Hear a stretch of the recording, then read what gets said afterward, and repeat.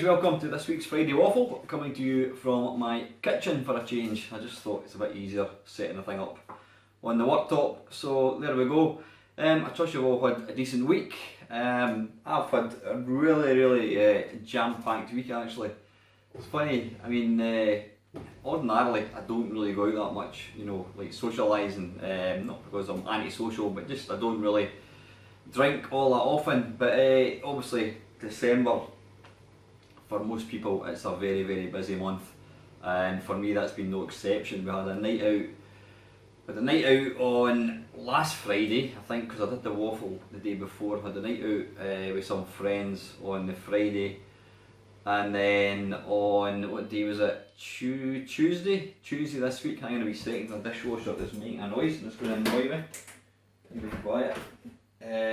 Tuesday we had the Christmas computer club night. So what we did was we decided to take along some food. Now I don't know if you've watched the wee video that I took of it the other night there. There was a plethora of stuff, all probably not very good for you. Donuts, Krispy Kreme donuts, crisps, everything that was possibly bad for you was probably there. I eat far too much. I mean, I know I run and that kind of stuff, so I do burn calories, but you know, actually I felt a bit, afterwards I felt a wee bit sickly, probably just eating too many donuts. So but really good night on Tuesday. You know, we always have a good time anyway, playing games and that. What we decided to do is we had a secret Santa, so we all put all the names in a hat and picked out people, and we all bought each other a secret present. I think it was £15 value. So I got this. Now, I love this to bits. This is amazing. It is a sheet of metal, but it's got, hopefully you can see that, it's Berserk. It's literally like a screenshot of Berserk. It is absolutely awesome. Really happy with that. As anyone that watches my channel knows, well, you can see my wee logo is the wee Berserk character. That is awesome. It's just a piece of metal and it's printed on. Absolutely wicked. Really happy with that. So I got that, and I also got, continuing the Berserk theme, a rather natty Berserk mug. Excellent. I'm not going to use that actually because I've got quite a few cups of mugs that I use at the moment. You know what it's like? You get a mug and we all have our own favourite mugs, and I've got my old Simpsons one which is about probably 15 years old, but that's one I like to use, but I want to keep that one in good condition. So yep, thanks very much to, well, it was Mike from the computer club that he, because I was doing the draw, obviously I got to know who was getting me, so that's an awesome present. Anything else? Not last night, the night before, 3 little monkeys came in my door. No, not last night, but the night before, I had a night out with my work colleagues. We met in a place called Arisig, which is a restaurant that's in the Merchant City in Glasgow. Really nice meal, really kind of traditional sort of Scottish food. Really nice. And then after that we went to a couple of pubs, and because I was getting the train home, I thought I'll leave at 10 o'clock, you know, I'll catch the last train. I mean, I kind of thought this time of year there's going to be loads of trains. So I kind of managed to make my way back to Queen Street. Now I'd had quite a bit to drink. I'm not a big drinker, as people may know, and I was absolutely fine in the pub, but see, once you get into fresh air, it just completely goes to my head. And the thing that I actually struggle to do when I'm drunk is talk. I just seem to completely lose the ability to talk properly, which when you're trying to speak to somebody is a problem. So anyway, I got to Queen Street and I went to the departure board thing, couldn't see any mention of Livingston. So I said to the guy, I says, I'm looking for the last train to Livingston, mate. He's like, you need to go to platform 7. So I made my way to platform 7 and it was completely deserted, no train, no people. So I stood about for maybe 5 minutes and I thought, this isn't coming, there's no train coming here. So I went back and there was another person, and I said to him, looking for the train to Livingston. He's like, oh, you've missed that, that's gone. He says your best option is to go to Haymarket and then get the train back to Livingston. So because it's only, what, 10 minutes from Haymarket to Livingston, I thought that's a good idea. So got on the train, and I must admit, by that point I was feeling a wee bit worse for wear. I was just really wanting to get to my bed, and it was really busy. It was a busy train. So yeah, got the train, and eventually got to Haymarket. Got off the train, and it was rather alarmingly quiet. You know that you get that gut feeling when you get off a train station and you think there's nothing, there's no trains running, it's far too empty. So I got off, and it says there was nothing. It was so quiet. Went to the departure board, and there was no trains listed at all, which didn't bode well.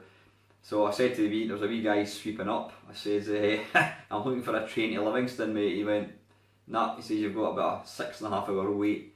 6:30 it was in the morning, the next train. So I phoned my mate. Obviously I wasn't kind of drunk and stupid at that point, so it seems a good idea at the time to phone your mate at like 12:30 at night. So I phoned him, and I'm like, Tommy, can you come and get me? I said I'm in Edinburgh, can I get home? And he's like, oh listen mate, he says I would, but I've had a couple of pints. He says I can't drive. So I said, oh that's fine. So I thought, well, I can't phone my wife, because that wouldn't, I wouldn't let her leave the house with my daughter in the house.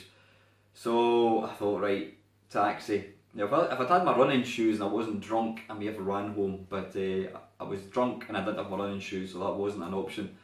So I went across the road. There were some of the black taxis lined up. And I said to the guy, how much is it to Livingston, mate? He's like, 50 quid. I'm like, did you say 50 quid? Yeah.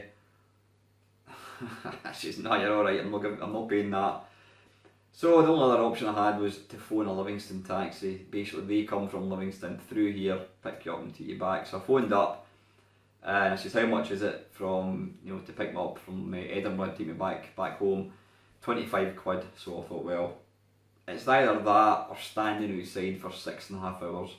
And I thought, nah, that's not an option. So I reluctantly agreed to the taxi. I had to give them my credit card details over the phone, and the guy turned up. He was about half an hour, I think it was. So by the time I got to my bed, it must have been about 1:30, 2 o'clock maybe. I've never been as glad to get home in all my life. So I left the pub at 10 o'clock, and it was about 3 hours later by the time I actually got to my bed. So I was a wee bit dog off this morning, shall we say, but fortunately I was working from home, so it means I didn't have to drive the car. There's no way, if I'm driving the next day, I wouldn't even have one pint. It's just not worth not worth the hassle. So right, the couple of things I've got to talk about. So I thought it was my daughter coming downstairs. First one, got it here. Coming clean about YouTube. Now, what do I mean by that? I think I've mentioned this before.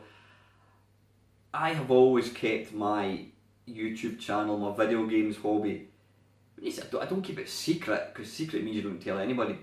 I've always kept it apart from I keep it off my Facebook. I've got an Alan Stewart Facebook page with all my friends and family and work colleagues and all that kind of thing. And I never mention video games in it, because I've always been, since I was 16, I've just always enjoyed playing video games. I've never grown out of it. A lot of people do get out of it, but I've always enjoyed it. And I don't see anything wrong with that. But there are some rather sort of narrow-minded individuals that would quite happily take the piss out of you. Now, as you know, that did happen. A few people found out and they thought it was hilarious to take the mick out of me. So that was that. So I've always kept it separate.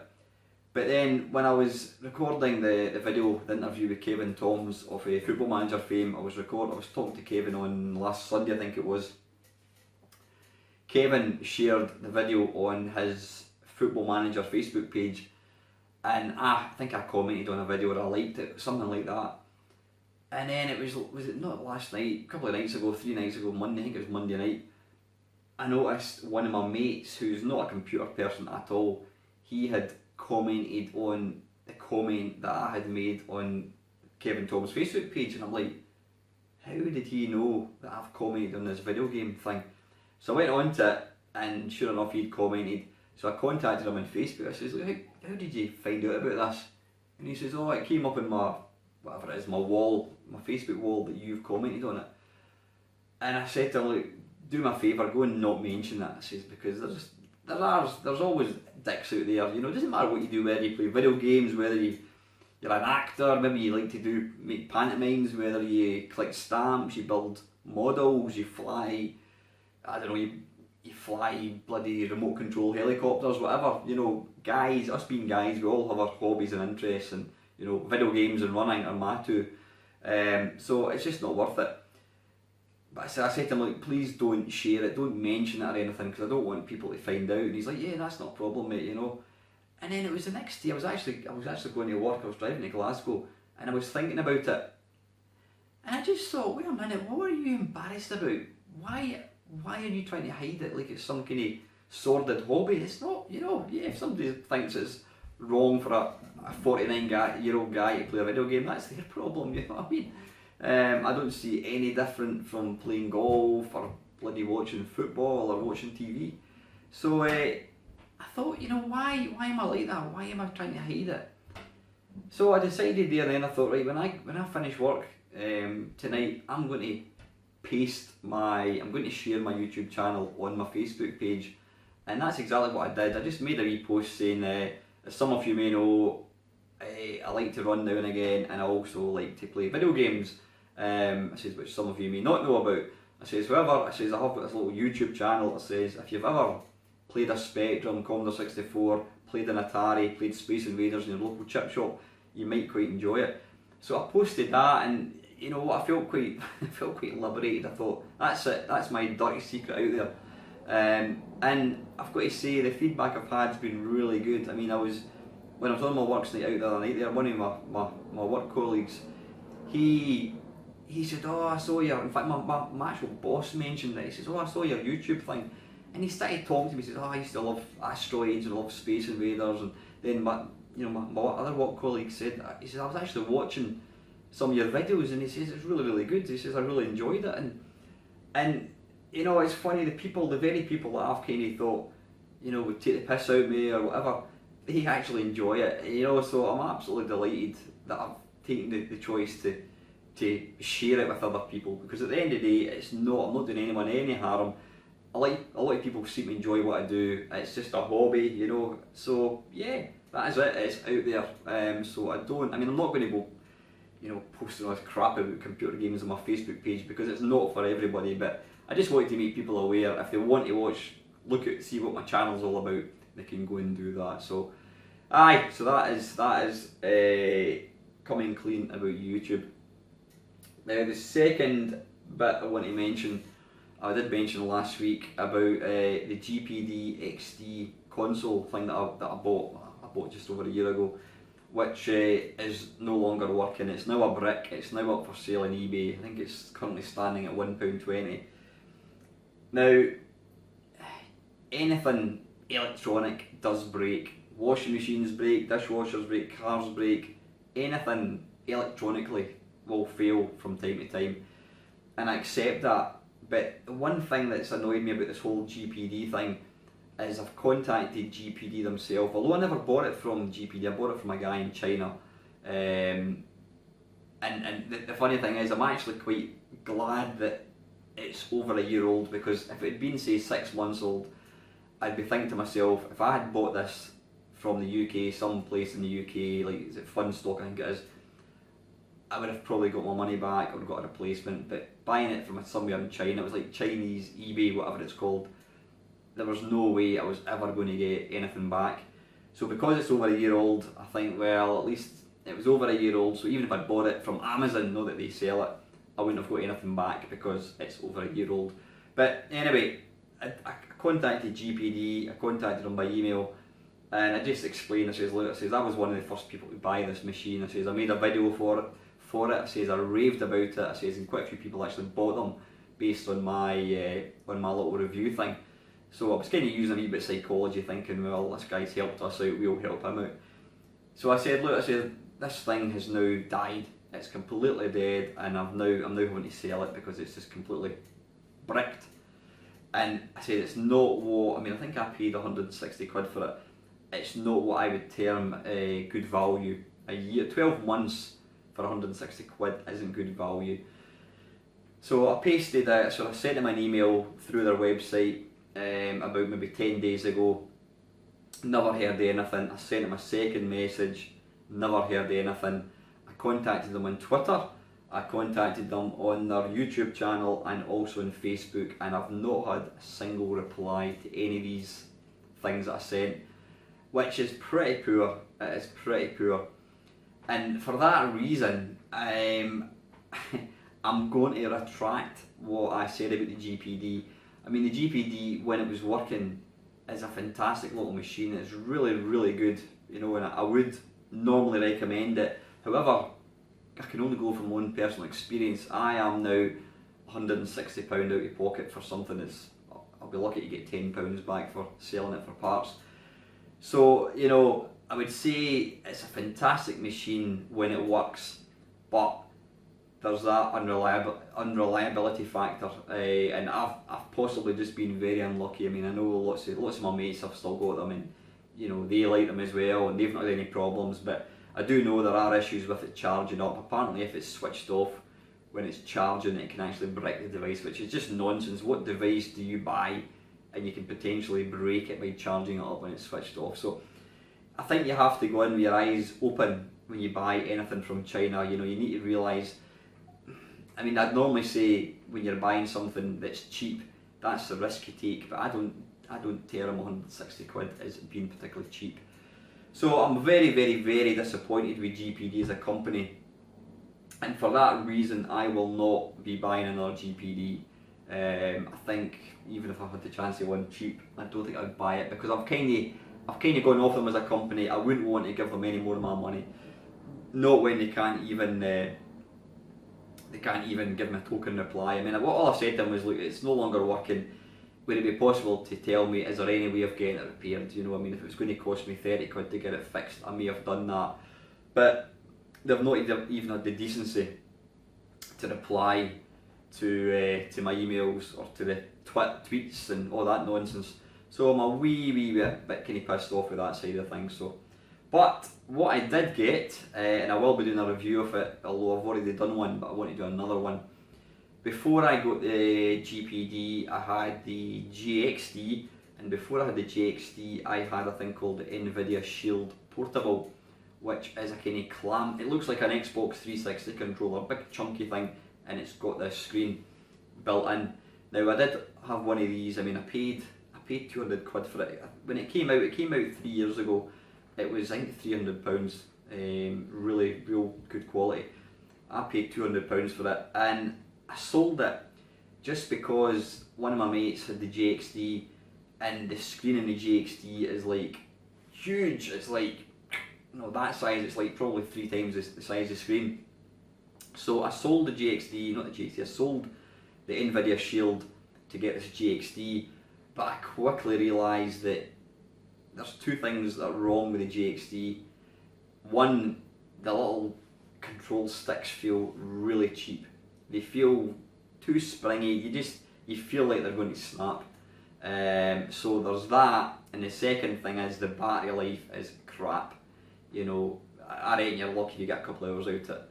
So, and considering it's a portable device, that's not ideal.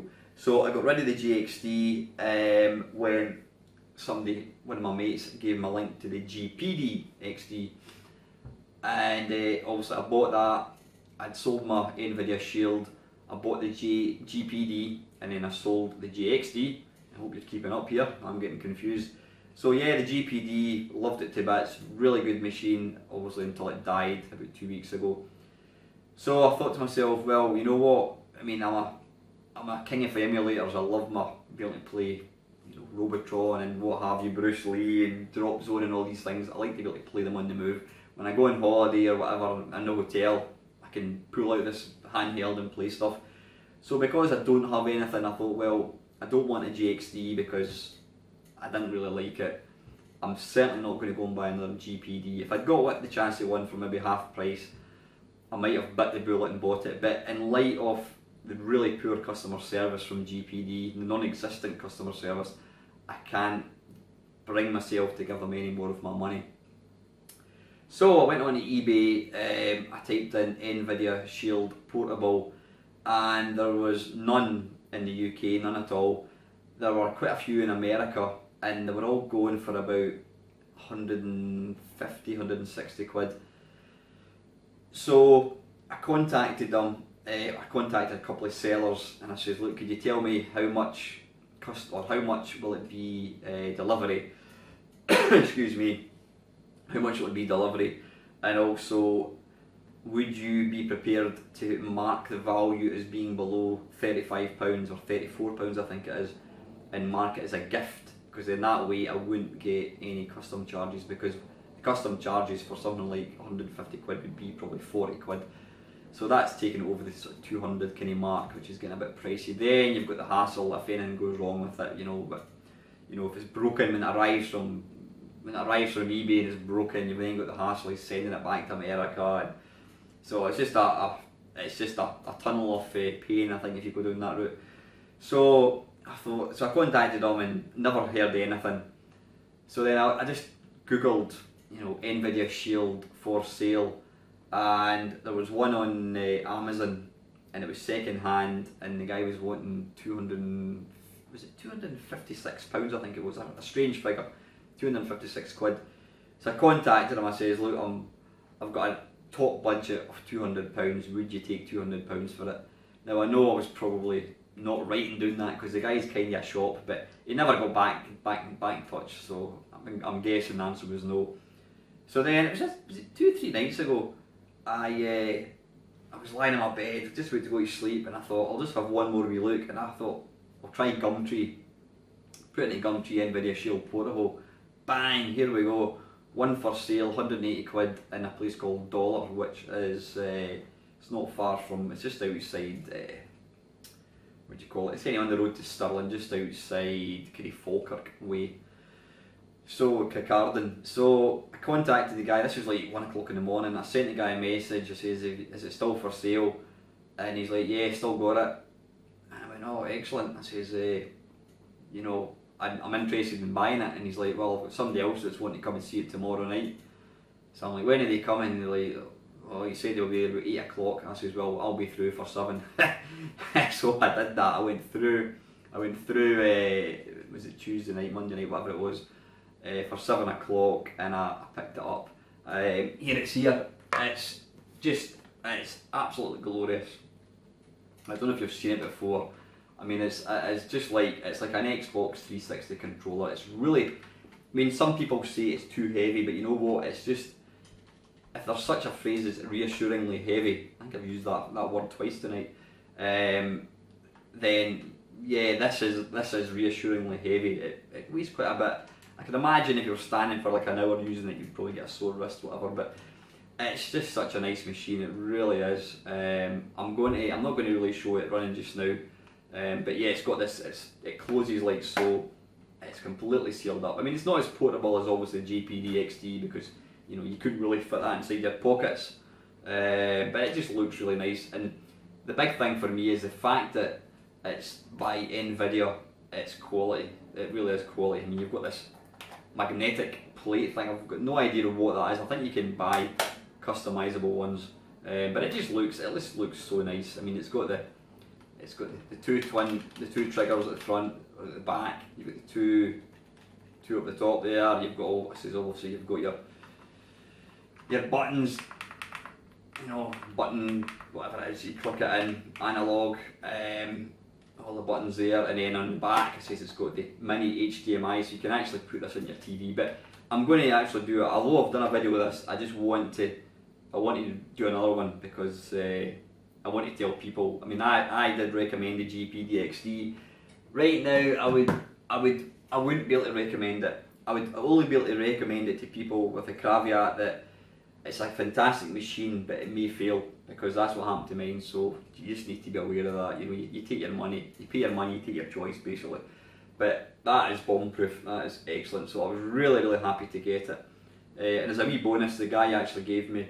He said, "You're not your DVDs, mate." I'm like, "Aye, what are you talking about?" And he gave me a Blackadder, all the series, like a box set, Rising Damp, which is an old 70s comedy programme in the UK. There was maybe about 10 DVDs, so I'm like, well, fantastic, so I got them for nothing as well. So I said I paid 180 quid for that, but like I says, it goes for, you know, if you go into eBay, you'll see the silly prices that people are selling them for, and I know that's, although it's 3 years old, it is probably still the best handheld thing you can get your hands on at the moment. There are rumours that Shield are going to release a new all-in-one. I mean, you can get the Shield, it's like the controller with a separate tablet, which I've never really got, because I mean, you know, I've got an iPad and I can use a wireless controller. You know, I want to be able to have an all-in-one like that with a built-in screen. Right, before I start, thank you very much for all the questions. I've got quite a few here. I've got 1, 2, 3, 4, 5, 6 people have given me questions, which is fantastic. Now, I'll just go for them all anyway, but what I have said, guys, I mean, a couple of weeks ago I didn't use all the questions, and some people were like, oh, how come you didn't use my questions? And it's just because the video was getting long enough. You know, what I've said to people is, if you ask me a question, if I've got too many for one waffle, then I'll just carry it forward to the following week. But I've got them written down here, so let's give it a go. Kick things off, I'll put my teeth back again. Mark the Morose. Thanks for saying that when you're drunk. I could have tried that last night. Have your gaming tastes changed much over the years? Did you ever not like a certain game genre, then do a complete 180 and really like it? Or maybe these days you don't have the time or inclination to play in-depth games, whereas in younger and more carefree times you live for them? Good question. Have my gaming tastes changed over the years?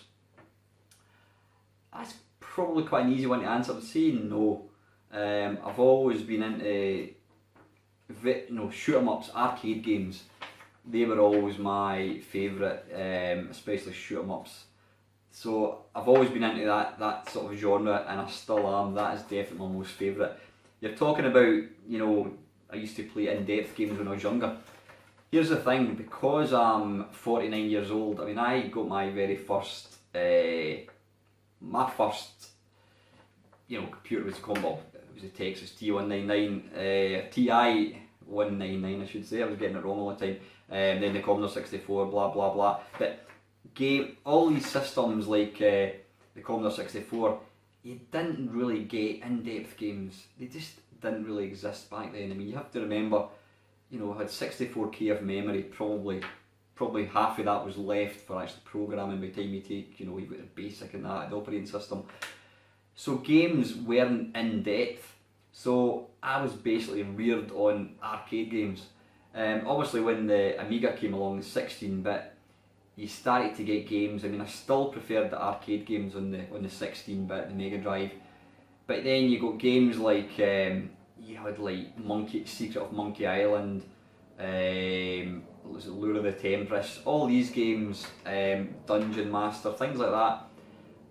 These were all games that I suppose you could say were quite in depth, and I never ever got on with them at all. I didn't have the patience with them. I don't know, I've always just preferred pick up and play games. I like a game that I can just pick up and play for 5 minutes, rather than getting involved in these games. It seems like flight simulators, you've got to spend a lot of time learning how to play them. You know, you need to invest time in them, and I'm not going to say I don't have the time, I just don't have the patience to do that. So no, I mean, I would say I've always been into arcade style games. That has always been the types of games that I like. The funny thing is, I used to like football games. Like, I mean, I loved international soccer on the C64.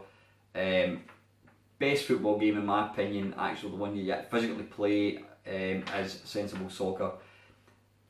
Love that to bits. I would hate to think how many hours that I put into sensible soccer, like most people back then. But games like FIFA nowadays, I've got no interest in it. I mean, I bought FIFA 15, I think it was, for like £1 on the PS4, or was it the Xbox One, I think it was. And I played it for like half an hour, and I don't know. I was watching a video from John here of Sensible Soccer, Sensible Soccer, Sensible Software, and he was talking about how games have become too complicated. He says, they really have. He says, like the latest Pro Evolution Soccer, there's so many buttons and moves, and when a game as simple as football, it's a very, very simple game, or it should be. It shouldn't be a game where you've got to physically think about, what button is it? Is it R3? Do you have to press right then press R2, or is it X or whatever, or X and A together? And when a game becomes that complicated, then I would prefer to walk away from it. So no, definitely I would say arcade games. I can't think of any genre of game that I didn't like and I like now, and vice versa. I don't think there's any. Well, maybe football. I liked football games back in the day, but I don't play them at all now.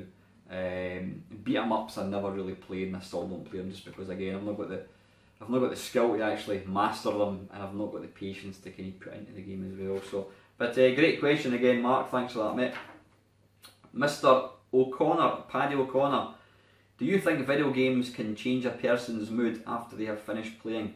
My wife is always saying the kids are grumpy after playing games. I know a lot of people say violent games can make players aggressive after playing. What's your thoughts, mate?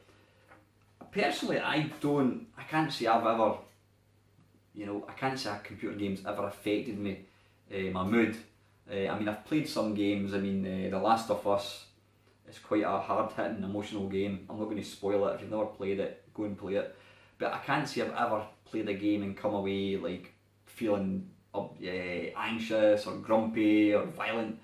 I see my daughter playing some games and she'll get quite animated, Minecraft and that kind of stuff. But a lot of the time she's playing games and there's other people online and she's kind of reacting to what they do, sort of thing. This thing about a guy killed 20 people in a school in America and it was because he played Doom or he played Call of Duty. I honestly don't think for 1 second that a video game is going to make somebody go out and shoot somebody else. I just don't think that's going to happen. Somebody who does that, it's in their psyche, it's in their genes, it's something that they were always going to do, and probably because they want to go and kill somebody, they'll probably get a lot of enjoyment out of shooting people in video games. But I don't for 1 second think that playing a video game is going to make you go out and commit a crime. I love, not that I play much, but like Grand Theft Auto, I love stealing cars and killing people, but I wouldn't dream of doing that in real life, so yeah. But anyway, great question again, Paddy, thanks for that, mate. Right, Mr. Country Roadist, he's got 4 questions. How do you manage relationships with your partner while pursuing a consuming hobby like retro gaming? What was the question again? How do you manage relationships with your partner? You know what? I've got my YouTube thing. I've got my running, and both of these, especially running, and making YouTube videos can be time consuming, but running does take up quite a lot of my time. I'll go out for a run. I'll sometimes go out for 4 or 5 hours at a time, or if I'm doing the West Highland race, I'm away for 3 days. But it's all about in moderation. For example, I'm going out for a big run it'll be on Sunday, and I'll be going out about 7 o'clock in the morning, get the run done, get back, because my wife's actually going out on Sunday afternoon. But I would never ever not do something with my family or my wife or my daughter because of my hobby. I was talking to my mate at work, the works night out a couple of nights ago, and I said to him, the funny thing is, I actually don't really play that many games. I don't really play many video games. I've got an interest in talking about games. I've always enjoyed video games, but I think my passion most of all is for the old systems. That's pretty clear in the stuff that I do, the videos that I make. You'll never really see me playing the latest game on the PS4, or it's just not my style. I just don't play these modern systems. It's always going to be the old style stuff. So I don't actually spend a lot of time playing games. My wife works hard. She does long hours. So when she comes in, she likes to it's, in her words, watch crap in the TV. She'll watch bloody things like the Kardashians, she'll watch Strictly Come Dancing, she'll watch, you know, Great British Bake Off, or stuff like that. I've got no interest in it. I don't really watch the TV at all. Excuse me. So when she's doing that, I'll be downstairs on the computer just beside her, and I'll put my headphones on and I'll record myself playing some games, or I'll go upstairs to my games room, I'll do the Friday Waffle. So I just kind of fit around what my wife and daughter are doing, you know. I would never ever say, if they said, right, we want to go into Edinburgh on Saturday, and I'll, well, no, I mean, for example, the best example was when I interviewed Kevin Toms last week. I mean, it went on for 2.5 hours. Now, I did that, my daughter was in her bed, I got up at, it was 8 o'clock in the morning to start, because it was like, Kevin's something like 12 hours ahead, so it was like really late at night, and it was early morning in the UK. So my wife was at work, and my daughter was in bed, so I did this 2.5 hour interview, and I didn't disturb anybody, you know. I wouldn't do it during the day, because I'm conscious I've got to share the house with other people are entitled to come and go, and you know, the last thing I'm going to do is start shouting at somebody because I'm trying to make a YouTube video. That just won't happen. But as far as playing games, I don't actually play that many games. I know you'll find that quite hard to believe when you think of all the systems that I've got, but it's more just a kind of, I don't know, talking about it type thing. So yeah, anyway, that's part one. I've kind of waffled on long enough for that one. Number 2 from Country Roadist: do you think Brexit will increase the cost of import games in 2017? Well, I suppose technically it will do. I mean, I know the value of the pound has dropped against the dollar. So yeah, it's going to push the prices up a wee bit. It's not going to be that much. I mean, it's not going to be breaking the bank increases, I wouldn't have thought. It's not something that I do anyway. I don't think I've ever imported a game at all, but I would imagine it is bound to. But I don't think this Brexit thing is as bad as people have made out. Well, saying that, they're still arguing about when they're actually going to start the thing. It just seems to be going on and on and on and on. But yeah, I suppose it will. I mean, prices will increase. So I think it's inevitable that the price of video games is going to go up. Number 3 by Mr. Rodist: is Frankie Boyle a funny Scotsman or a twat? Some would say, what's the difference? Is he a twat, or is he just a funny Scotsman? You know what, if you'd asked me that a year ago, I'd probably said he's a twat. But because the media, I mean, one thing you need to understand, people all have different jobs. You know, Tom Cruise runs about, and acts because that's his job. Lewis Hamilton drives around in circles in a car because that's his job. Frankie Boyle tells rude jokes and insults people because that's his job. That is his job. Guys like him will come out with things that doesn't necessarily means that he actually means it. But I think society's going too far the other way now. We're no longer allowed to laugh at ourselves and make fool of each other. It's just going, if somebody says something, it's like, oh, you can't say that, you can't say that. I mean, who was I talking to? I was talking to a friend who's actually disabled in a wheelchair, and we were talking about, like people making disabled jokes and that kind of thing. And he said that he doesn't get offended with that. He says, because it's no different from saying, making a joke about somebody from Aberdeen being a sheep shagger or whatever. It's a laugh, and yet Frankie Boyle he'll push the boat out, he'll say something to shock. I mean, some of the things, he said, he made comments about Rebecca Adlington, the swimmer, calling it looks like a dolphin. But people, that's what comedians are, that's what you do. If you don't think you're going to like what they're going to say, then don't go and see them. Simple as that. I mean, it's, as I say, it's all about saying something. Just because you make a joke, we've all done it. We've all absolutely done it. You make a joke about that's maybe not politically correct, and you laugh at it, but it doesn't mean you actually think that way. And I've actually watched a few of his stand-up shows, and I've watched a few interviews with him, and he's actually a very, very, very, very clever, intelligent guy. He really is. I remember Dominic Diamond, when I interviewed him, he said that Frankie Boyle was one of the cleverest guys, sharpest guys, most creative guys he'd ever met.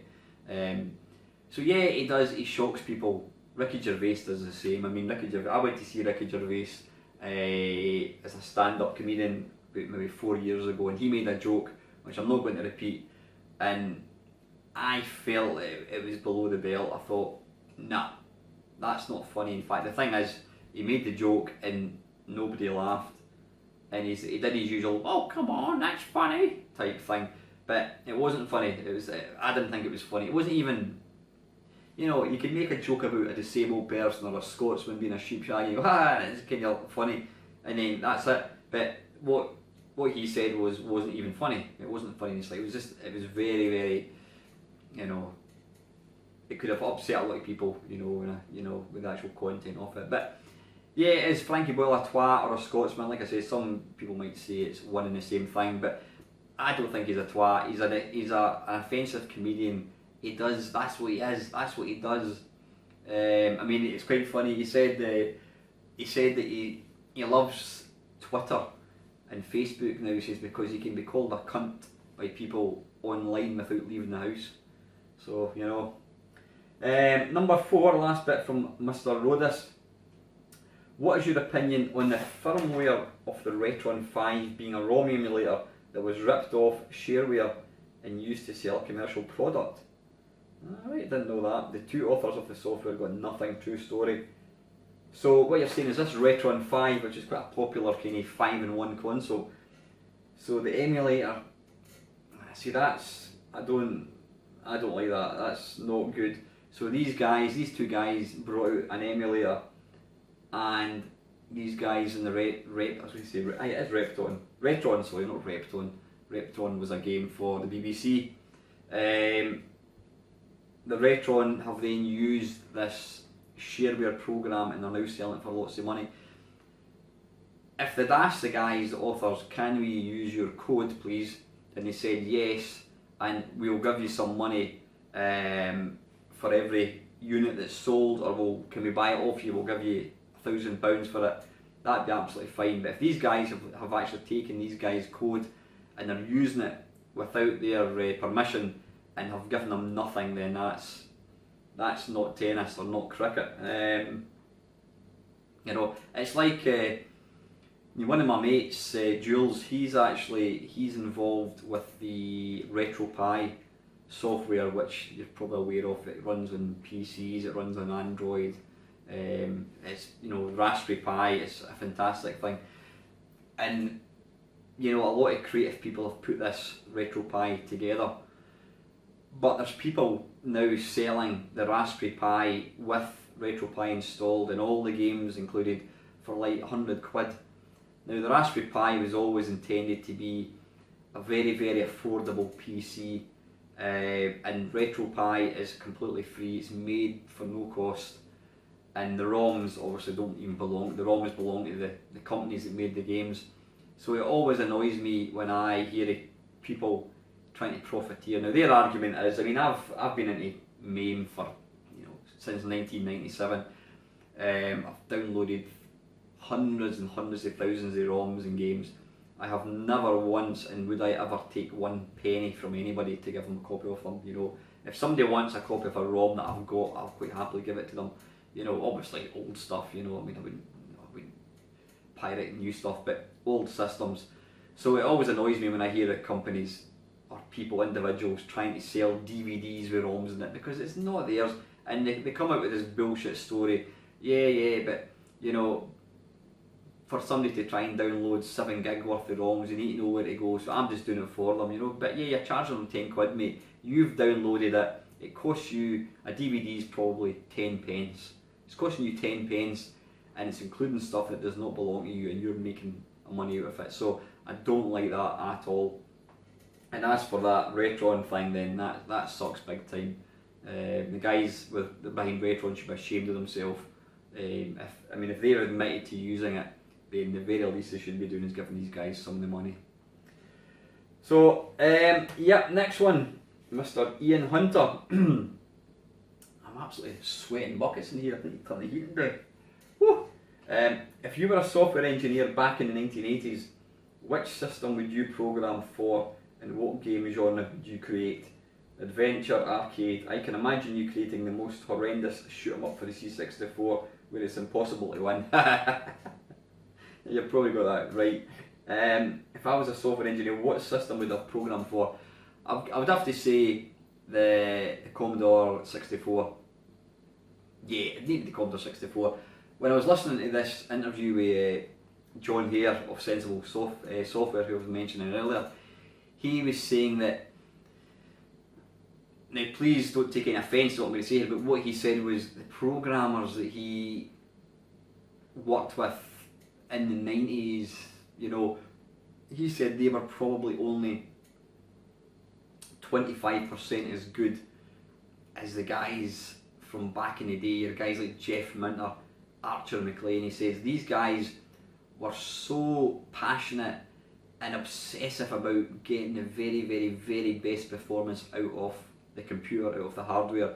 He says nowadays, you know, memory is virtually limitless, graphics can be limitless. So maybe because of that, because it's unlimited, you know, is it hard to kind of sort of push something? But I don't know. But what he said was that the coders back in the day, guys like Martin Galway and all that, he says what they were doing with the code was just unbelievable. So I think I'd love to have worked on a Commodore 64 game, written some real kick-ass shoot 'em up, a vertical shoot 'em up. I think that would have been my something like maybe Drop Zone's not a vertical shoot 'em up right enough, but yeah, I think that would have been the game. Vertical shoot 'em up on the C64, most definitely. Thanks for the question, Ian. Mr. Retrohawk Scott, what's your favourite Christmas gaming memory and what's your favourite Christmas movies? Gaming memory. Now I'm too old to have the real nostalgic Christmas computer type memories because I bought my own computer. You know, I mean, I got my Texas TI 19940, but I got that. I don't think I got it for my birthday. I never ever, I mean, the Commodore 64 I bought myself, the Amiga I bought myself, so I never ever got I didn't ever get an Atari 2600 or a computer for my Christmas, so I never had that real magical memory. But what I do remember, me and my mate, we used to buy each other a present, and it was always a computer game. I'd buy him a Spectrum game, he would buy me a Commodore 64 game. You know, I can't even bloody remember any games he actually bought me. Yeah, what was I talking about? Yeah, because I kind of had to buy my own computer systems, I never had the sort of the exciting Christmas morning unwrapping the Atari 2600 or my Spectrum, whatever. I just didn't get that. But yeah, it was always usually some rubbish game that my mate bought me. But I think I probably, in fact, another one that he bought me and it was rubbish, it was Cobra when the Commodore 64.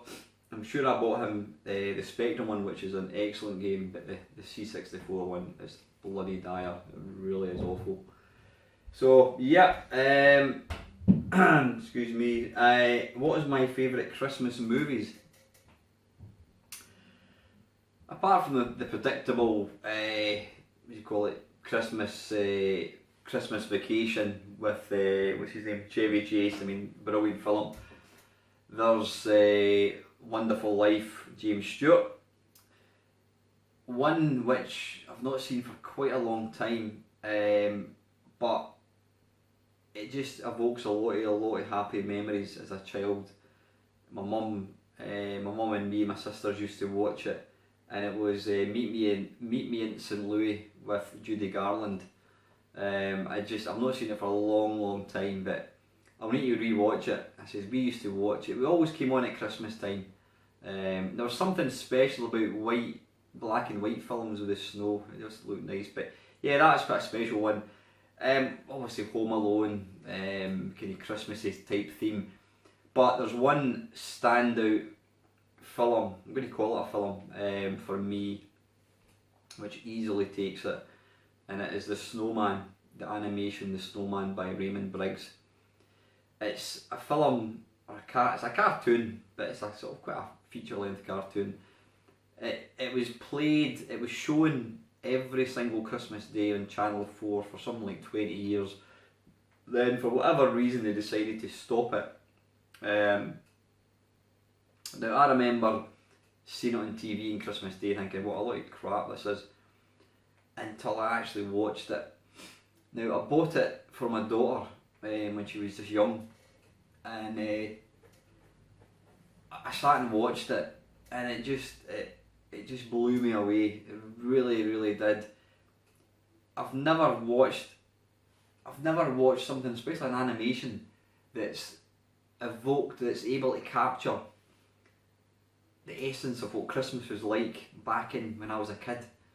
It's a wonderful, wonderful film, and I say that, you know, the fact it's animated, it's incredible. I mean, you've got the whole, you know, the excitement of Christmas Day, and that when it's snowing. I mean, I remember as a kid, I'm even getting goosebumps just thinking about the film.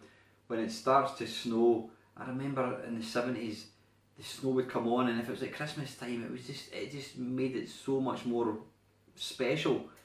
You know, look out the window, oh, it's snowing, and you couldn't wait to get out, and the snow added to the whole atmosphere of Christmas. It was such an exciting time. And yeah, Raymond Briggs, he's absolutely encapsulated what is special about the snowman. Obviously, you know, he gets lifted off and taken away to like the North Pole. He meets Santa Claus and all the other snow people dancing, and it's just a jolly, jolly, happy film. But then, well, I'm not going to, if you've never seen it, I'm not going to spoil it, but it does have a bit of a sad ending. And I watched an interview with Raymond Briggs, and he said that he wanted to finish with a sad ending. He wanted people, it was about a lesson in life for this wee boy. I mean, Raymond Briggs, the other one that he did was When the Wind Blows, and it's all about an old couple living through an atomic bomb dropping on London, and the pair of them bits start to fall off, and they're being sick, and so although it's a cartoon, they're very, very hard hitting, and they can be quite upsetting. But The Snowman is such a special, special film. If you've never seen it, go and watch it, please do so. If you've got a little kid who's old enough to watch a cartoon, put it on for them. I don't know how many times I've watched it. I must have watched it, I don't know, 50 times over the last few years, or last 10 years with my daughter. But even now, I'll still watch it. I always make a point of watching it at Christmas. But there's a lot of good films, but I say that is definitely the one for me. So anyway, yeah, listen, thanks for the questions, Scott. Right, Mr. Down the Rabbit Hole, my good old mate Kev. This week we saw the launch of The Last Guardian, and I heard a couple of years ago they originally thought of having you play a girl as a main character, but then switched it to a boy because of developers thought female lead characters don't sell as well as male main characters. When women characters first started, did you ever feel odd playing Miss Pac-Man, Chung-Li or Lara Croft? It's an interesting question again, Kev. I mean, I would say probably less than 5% of video games you play the part of a girl, you know, but don't know why that is. I think because most video games, they're kind of action-packed, you're killing people, you're strangling them, you're climbing up walls.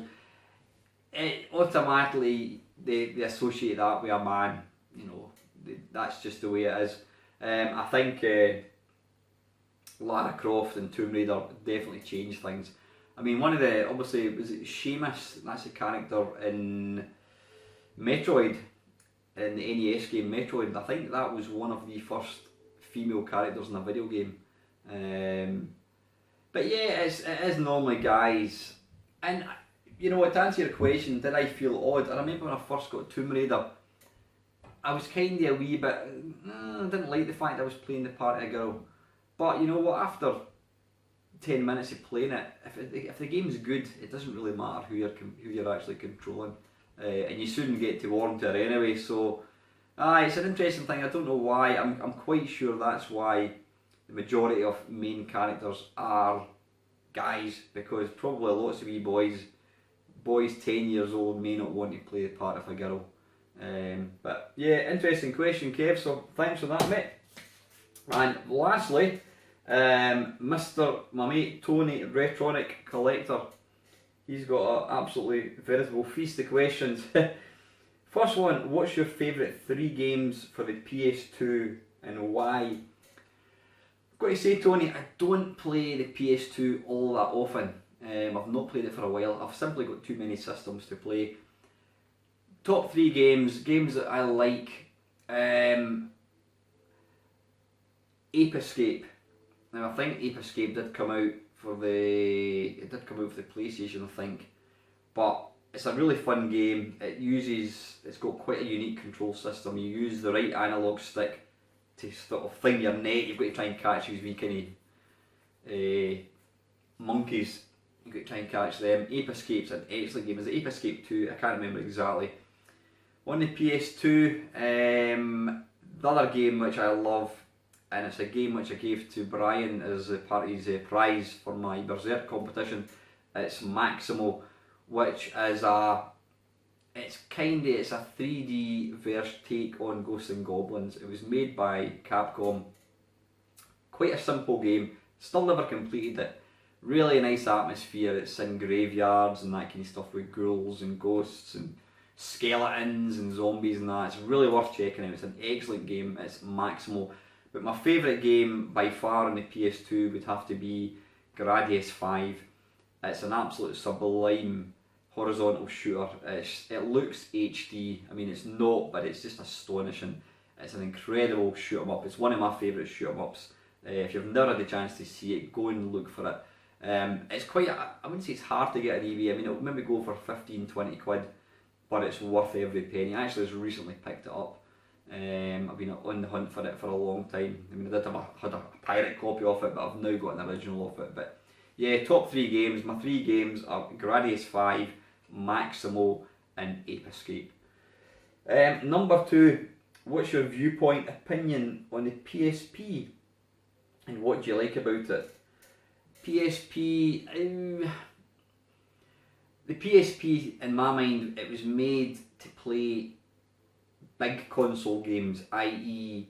stuff like Uncharted, Tomb Raider, you know, games that you would play on your big 60-inch 4K TV.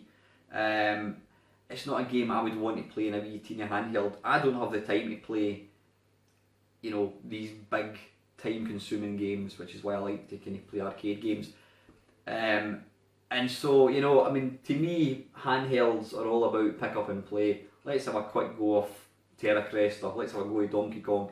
You can play it sitting in the bog, you know, you're doing the toilet, you can be playing Donkey Kong. That's the wonderful thing about handhelds. You can't do that with PSP. I would say the reason I would encourage everybody who wants to be able to play classic, you know, MAME, Mega Drive games on the go, get yourself a PSP. It's dead easy to hack it, put a custom firmware on, and you can then load it up with emulators. That was my console of choice for emulation until I got more kind of dedicated ones. But the PSP is an amazing machine, but unfortunately, like the PS Vita, it's just not, it's kind of fallen between a handheld and a big proper computer, big proper console. If you want to play big epic games, most people want to play it sitting on the couch with their controller in their hand. They don't want to be sitting looking at a wee screen. So it's a beautiful bit, oops, I'm just almost slipping off the chair. It's a beautiful bit of hardware, but it's not one that I use a great deal apart from playing emulators on Tony. Number 3, you go away on holiday to a tropical island. I wish. What 3 gaming items would you take with you and why? Excuse me.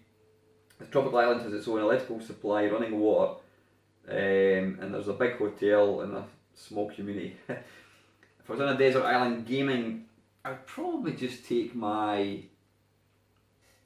Actually, I can take anything I want. I would probably take my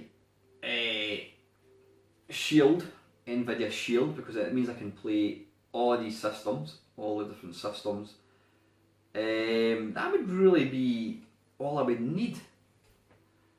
Yeah, I mean, if I could really push the boat, I would probably take my main cab as well. I wouldn't take my PS4, nah, probably my NVIDIA Shield and my main cab. I think that's all I would need, Kevin, because that basically plays a multitude of systems, so that's all I would actually need. Number 4, what do you think of Now TV?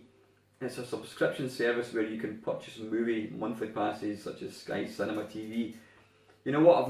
It's not something, I've heard of it. I've heard of Now TV. I've never played it. I've never actually looked at it. So it sounds similar to Netflix. I mean, in fact, I've actually just cancelled Netflix because I simply wasn't making use of it. What I have got, and it's fantastic, it's an Amazon Fire Stick. Put Cody onto it, and the world is your oyster. That's all I'll say. It's not something, I don't really watch that many films, Tony. So, nah, I wouldn't. I probably wouldn't. It's not something that interests me at all. And very lastly, Tony's asking, what's your favourite Vectrex game and why? That's going to be, what's it called? It's the, I can't even remember the exact name. It's the port of Space Pilot. Is it Vector Pilot? I think it's called. It's just an amazing game. It is, I would say it's almost perfect, arcade perfect. And considering it's running on a system that came out in 1978, that is pretty mind blowing. It really, really is. 1978. I don't know. Please don't criticise me. I don't know when the Vectrex came out, but the Vectrex is an old system. It's got very little memory, and the fact that somebody's got this running at this arcade game, it just looks absolutely stunning. It's called Vector Pilot. Bought that a couple of years ago. It's an absolutely amazing looking game. So anyway, listen guys, thanks for that, Tony. Thank you very much for all your questions, guys. This has probably been one of the biggest waffles, quite literally, for quite a long time. I mean, technically, I could have probably used some of these questions for next week, but please get them in again, guys. It's awesome having stuff to talk about. That is it, guys. Coming up, I'm going to be doing another look at my NVIDIA Shield Portable, and just continue to what I'm going to be doing. Obviously it's going to be Christmas Eve next week, or is it the week after? Yeah, it's next week. Yeah, it's going to be Christmas Eve, Saturday I think it is. So there will be one more waffle of, in fact, I mean, there's going to be two more waffles. Yeah, there's going to be one in the 20, whatever date it is, the 24th, 23rd. Yeah, there's going to be another one on the 30th I think it is. So there's going to be, this is the third last waffle for 2016, then we shall return in 2017 hopefully. So anyway guys, that is it. Thank you very much for watching. Thank you very much for all your continued support. It is appreciated. As usual, please feel free to like, comment and subscribe, and finally, thank you very much for watching.